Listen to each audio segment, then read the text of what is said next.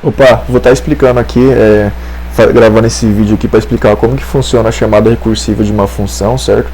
Isso é um conteúdo que eu sempre tive muita dificuldade de entender, já passei dias, horas estudando, né, e sempre tive muita dificuldade, então estou gravando esse vídeo aqui, agora que eu entendi como que funciona a função recursiva mesmo, de fato, né?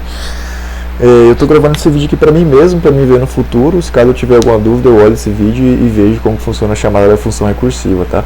Aqui como exemplo, eu vou estar dando, aqui, né, para ilustrar, eu vou estar dando como exemplo a visita DFS, essa função aqui, que é a visita do próximo nó adjacente, né? Que a gente está falando do contexto de um grafo, certo? O contexto de um grafo.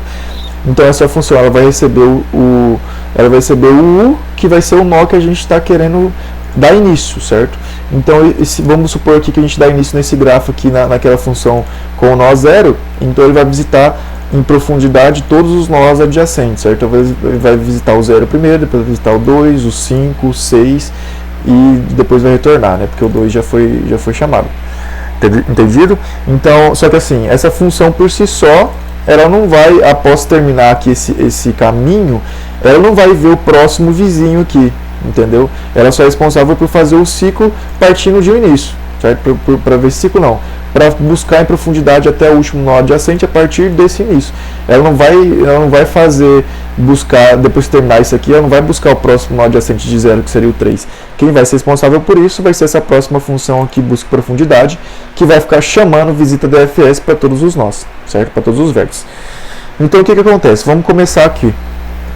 Aqui ele começa com algumas variáveis aqui para contar o tempo, mas isso aqui não é relevante, o que é relevante mesmo é esse U aqui, certo? Que é o nó que vai dar início, o grafo e o ciclo que ele vai ficar armazenando se tiver ciclo, né? Que daqui a pouco eu vou explicar como vai funcionar, certo? Então aqui ele começa pintando o U como cinza, certo? Então toda vez que a gente visitar um novo vértice, ele vai pintar como cinza, a gente visitar esse vai pintar como cinza, a gente visitar esse vai pintar como cinza, se a gente visitar esse, vai pintar como cinza. A partir do momento que o nó que a gente visitou não tem mais nenhum vértice adjacente que não foi visitado, então ele pinta como preto. Entendeu? Então é assim que funciona, certo? Então aqui ele vai pintar como cinza, porque está visitando pela primeira vez, vai contar o tempo aqui, mas como eu disse, isso aqui não é relevante, certo? E aí ele vai ver se a lista de adjacência está vazia, certo? Está vazia. No caso, ele vai ver que a lista de adjacência não está vazia, certo? Porque vamos dar exemplo aqui do 0. Então, a lista de adjacência de 0 não está vazia porque tem mais nós adjacentes, certo? Viu que não está, ele continua aqui, ó. Ele vai pegar o primeiro vértice adjacente, certo? De um vértice passado como parâmetro. Então, ele vai pegar o primeiro vértice adjacente de U. No exemplo aqui, U é 0, então ele vai pegar o 2 como primeiro vértice adjacente, certo? Isso aqui ele vai chamar de AUX. E aí beleza. Ele vai ver qual que é o próximo adjacente, certo? Ele vai ver qual que é o próximo adjacente de U. E aí ele vai ver se o fim da lista acabou, né? Então ele vai pegar como que ele vai fazer isso? Ele vai pegar um nó referência, vai pegar um vértice de referência que vai ser o U, certo? Que vai ser o 0. E ele vai armazenar qual que é o próximo vértice adjacente na variável V. Então ele vai armazenar o 2 como sendo V aqui, entendeu? Então esse vai ser o próximo nó adjacente.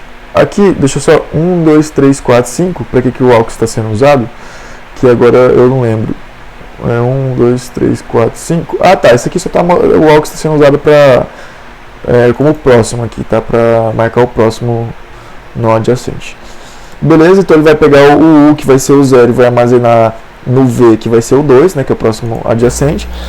E aqui ele vai ver se a cor do próximo adjacente, que é o V aqui, o 2, for branco, ou seja, se ele não for visitado ainda, o seu antecessor de V vai ser igual ao U, né? Faz sentido, porque o V é o 2 e o antecessor de V é o U, que é o 0, certo? Então é assim que está funcionando aqui. E aqui vai funcionar da seguinte forma, ó. Aqui que vai ter a chamada da função recursiva, que é o ponto principal desse vídeo. Como que vai funcionar? É um pouco difícil de explicar, eu vou me esforçar aqui, mas espero que dê certo, certo?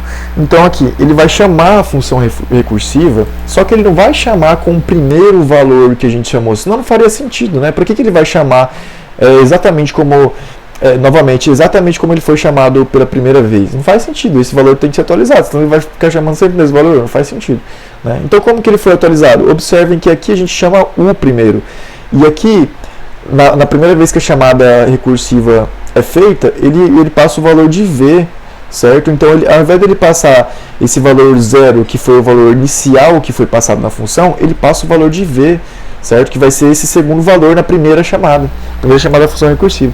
Então ele passa o valor de V, certo? Beleza, chamou de novo aqui, chamou como V. Ele vai verificar se tem, por enquanto na verdade ele nem vai verificar se tem ciclo, só vai verificar quando for desempilhando, certo? Então ele vai chamar aqui V, certo? Ele vai passar como sendo o valor 2 e vai voltar lá do início. Então ele vai voltar lá no início, fazer tudo aquilo, tempo de descoberta, só que ao invés de ser como esse 0 aqui, ele vai marcar como 2. Então ele vai chamar tudo isso do início, vai fazer todos esses trechos de código, vai verificar se a lista está vazia, não está. Opa, passou por aqui, passou por tudo, né? Viu que a lista não está vazia, ainda tem mais vértices adjacentes, né? Por exemplo, do 5. E vai fazer essa chamada de novo, certo? Só que ao invés de ele fazer essa chamada de novo, ele está com o mesmo valor, ele atualizou o valor de V. Então o valor de V aqui, certo? O valor de V, ele vai, aqui ó, o V. O valor de V, ele vai ser o próximo adjacente desse adjacente atual. Então o valor de V, na segunda chamada da função recursiva, ele vai ser 5, entendeu? Ele vai ser 5. E aí, mesma coisa. Voltou lá do início, viu que a lista não está vazia ainda, faz todos esses processos, pinta quanto tempo que demorou, vê que é falso, né? Viu que a lista não está vazia, certo?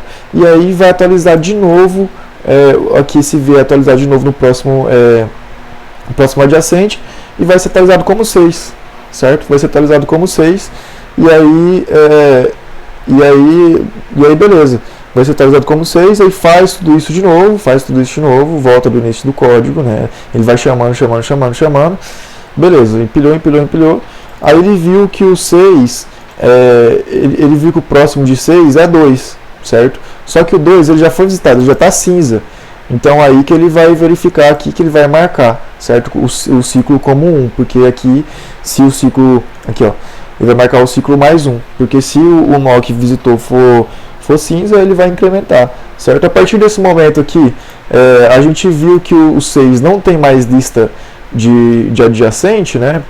Não tem mais lista de adjacentes que não foram explorados, certo? Ele vai atualizar esse valor aqui, ó.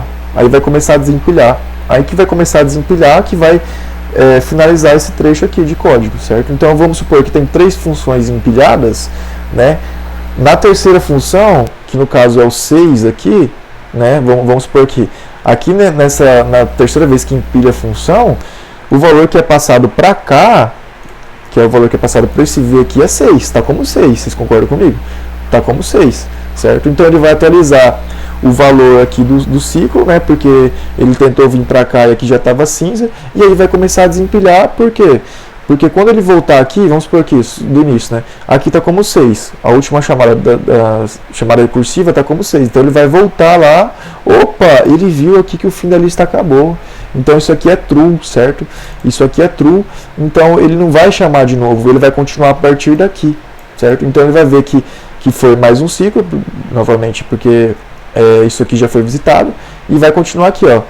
Cor de U é preto, certo? Então ele vai começar a pintar os últimos nós, certo? Vai pintar de preto aqui, porque não tem mais nenhuma chamada, desempilhou uma. Beleza. Agora desempilhou a outra, que vai ser o 5, né? Então vai desenrolar aqui as chamadas, pintou o U de preto. No caso, esse U seria o 5, certo? Pintou de preto também. E depois vai voltar aqui, desempilhou mais uma função, vai desenrolar a primeira função empilhada, que é o 2. E vai pintar de preto também, certo? E aí, depois acabou a função, certo? Porque aqui aí ele já achou o último, né? E aí é assim que funciona. Ele vai empilhando. Quando acontecer essa cláusula aqui, que acabar a lista, ele vai desempilhando. Então desempilhou, pinta de preto, desempilhou, pinta de preto. Quer dizer, pinta de preto e atualiza, né? Desempilhou, pinta de preto e atualiza o ciclo, né? Desempilhou, pinta de preto, atualiza o ciclo. E assim sucessivamente. É assim que funciona.